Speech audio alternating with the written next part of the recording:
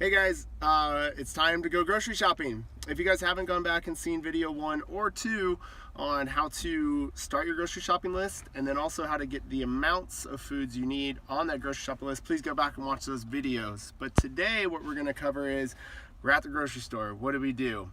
We're going to start off with really quick some things that you guys want to be thinking about before you even get into the grocery store and some ways to set yourself up for success going into the store. So, before you even get in your car and you leave, here's a few things you need to do. Number 1, eat food. Okay, have lunch, have whatever meal you're gonna have before you go to the grocery store. Do not show up to the grocery store hungry. You do that, you're more likely to get those chips and candies and everything else that looks really good because you're starving. Number 2, make sure the kids, those ones, are fed as well. That was so perfect. Make sure they're fed too, because you don't want them to be freaking out in the grocery store while you're trying to get through and make you rush. Number 3, make sure you bring with you grocery bags. Be good to the environment. Yay. Don't use plastic bags. Bring these with you. And then number 4, make sure you guys, you don't have to do this, this is kind of my own little thing, but bring some headphones. That's not to be antisocial in any way. Studies have shown that grocery stores will actually play slower music to kind of get you to meander around a little bit slower. And they found that when they did that, the average grocery shopper spent about 26% more than when they played a little bit more upbeat music. So beat them and play upbeat music inside your guys' headphones and kind of get through that store a little bit quicker. That's all I got going to the store. Anything from you, Britt? No, I got my list. I'm ready to go with that. And? I got my scale, so I'm ready to learn about that. I don't have my headphones, but I don't think we'll need that today for you guys. But I'm ready to go. Cool. See you guys inside just a second. Alright guys, one quick thing before we get inside of the store. Check out the difference between these grocery shopping carts. Brittany's got a smaller version and I've got a larger version. Over the years, grocery stores have kind of adapted their grocery carts to help people basically shop for the size of their family. Brittany does not need this large cart, and in fact, it would actually be a little bit detrimental to her to get this because it's human nature to want to fill things up. And so she may end up getting more than she actually needs. So go for the smaller cart if you're somebody shopping for yourself or maybe even one other person. Go for the larger cart, obviously, if you've got a family like myself. Alright guys, last thing to think of before you enter those doors. What is going to be your entry and exit plan? Okay, this sounds kind of intense, but don't walk into the store with just no idea where you're going to go.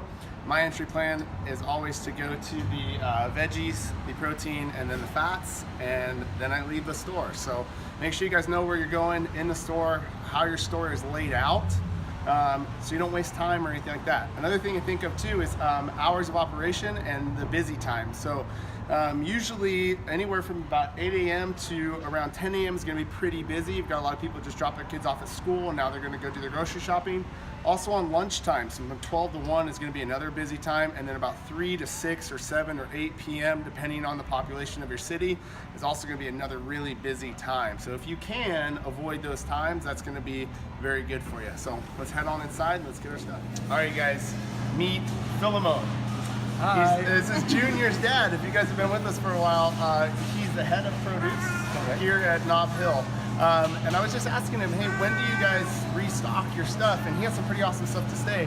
And then one of the big reasons why we shop here at Nob Hill is because when do you guys restock your stuff? We do it on a daily basis. Every day. Every day. Usually I have my main guy working on the wet rack. They call the vegetables in the afternoon after 6 o'clock.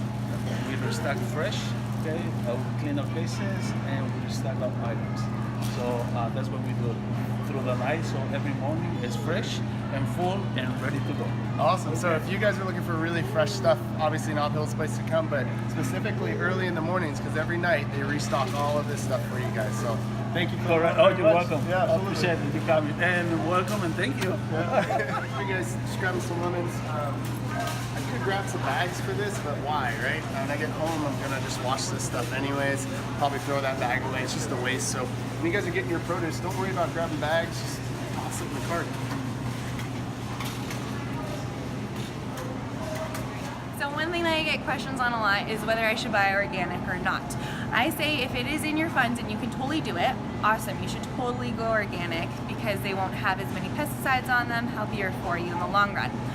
But if you don't have the money for that, then you can totally skip that and make sure that you're just getting real foods. That's like the big priority here. Some foods that you might want to buy organic are like the fruits or anything that's really porous like celery, because they will absorb that pesticide a little bit more. Some foods that you can skip on are things like avocado that have the skin and they have thick skin on them, and usually you eat them without the skin off anyways. So those are things that you can skip and save a little bit of money on. One of the things on my list to get today was Brussels sprouts. So I have two different types here. I have the fresh bag. This has 16 ounces of Brussels sprouts, and I also have the frozen bag here, which also has 16 ounces worth of Brussels sprouts. This bag is $3.39, I want to say, or 2 for $6, and for this bag it's $1.99. So difference here. Most people think that this fresh one is going to have more micronutrients in it, but actually frozen veggies have shown that because of the process that they go through, right, they get picked from the field and right away they get put into the freezing process, they contain and hold more of their micronutrients than the fresh ones who get put into the containers and then they go into the buses, or I guess it's not a bus, the trucks, right? And then they get delivered here. So once they go through their whole process, they've been laying out for quite a while, they lose a lot of their micronutrient value. So if you're ever wondering on how you can save money, this is the way to go, frozen veggies. Now, the downfall of this that I have found is that they lose some of their crunchiness. So things like broccoli or cauliflower, I personally don't like because I like to have the crunchiness. But things like spinach or even Brussels sprouts, I'm okay with having frozen. So that comes all up to your taste and how much you like the crunch. All right, guys, in the protein section now. So a couple things I want you guys to think about when you're getting protein. One of the things I look at is obviously, I mean, you can go free range, organic, whatever you want. Doesn't matter. Do what your price range can handle, right? But check this out. One of the big things I look for is the use or freeze by date. So this chicken's got a freeze by date by 11/19, and the one next to it has a freeze by date of 11/22. So that means that this chicken is a little bit newer. Just make sure you're checking out those dates before you guys get your chicken or your beef or your fish. Hey guys, just got some salmon from my man Armando here. Another good reason to shop at Nob Hill. They get a new delivery of fish every single day except for Thursdays and Sundays. So basically any day you come here except for Thursdays and Sundays, you get a brand new fresh piece of fish, some things to look for. If you guys look at this sockeye salmon here, you're gonna see that on the top left it says wild caught.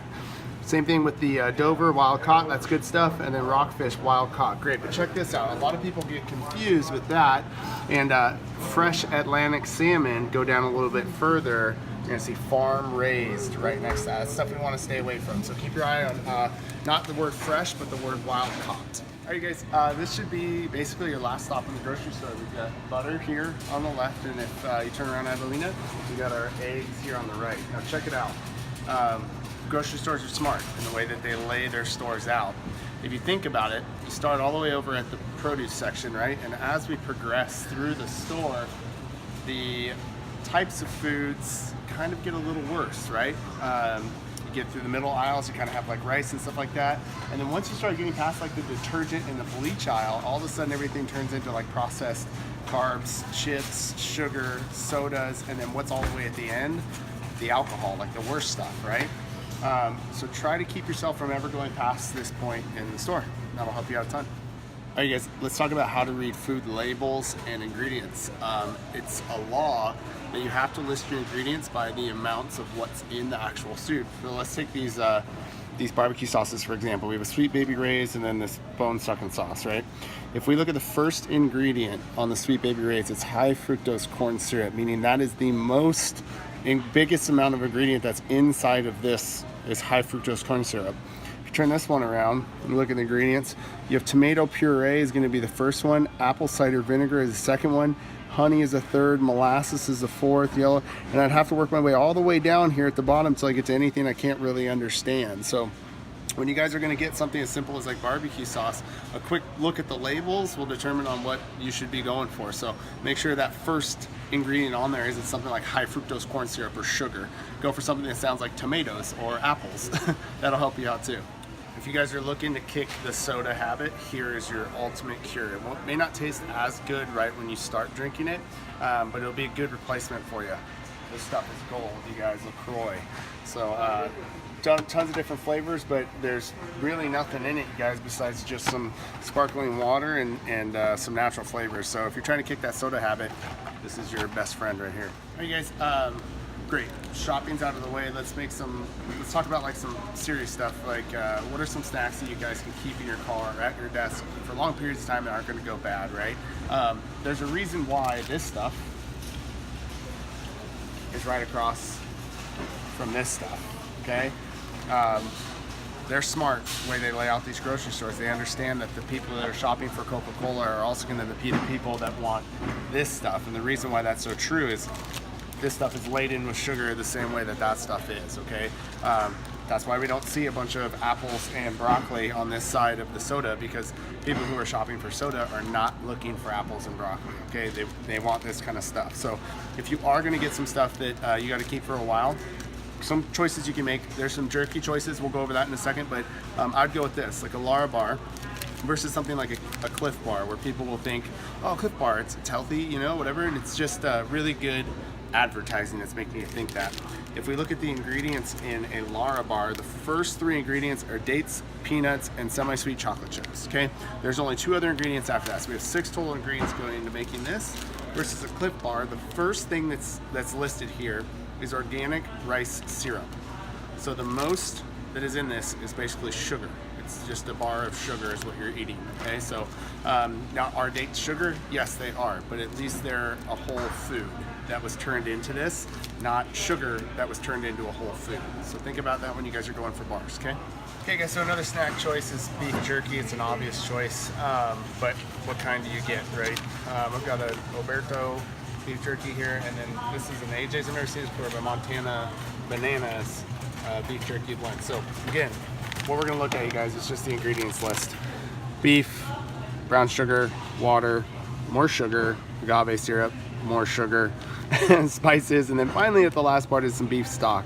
If we turn this one over, it's a little bit better. We got beef, water, then some maple sugar, some dextrose after that. So both are not the best choices in the world, right? But I would definitely go over this one than this one. So just make sure you guys are reading the ingredients list again. All right, one last one for you guys so you guys can see. So right here I have some organic Greek yogurt, and when I look back at the label, it says pasteurized organic whole milk, and then it contains a whole bunch of probiotics. Really great for you. And now here we have a common kids one. So I wanted to show you guys how much they put this in your kids stuff. So if I look here, it says the same thing, low fat milk, second thing is sugar, and then there's a whole bunch of words that I don't even know how to pronounce. And you have vegetable juice, but it's only for coloring. It's not for micronutrients, so I don't even know what that means. So make sure that you also look at what you're getting your kids as well, because they will get them at a young age with that sugar. All right guys, quick recap. So for me, you got, if you're trying to decide whether to go organic or not, first look to see if you can fit it in your budget. If you can fit it in your budget, totally do it. If not, don't worry about it too much. Also, when you're thinking about fresh veggies, know that you can also do frozen, and those actually might be more beneficial for you in the long run when it comes to micronutrients. Set up your guys' action plan before you get there.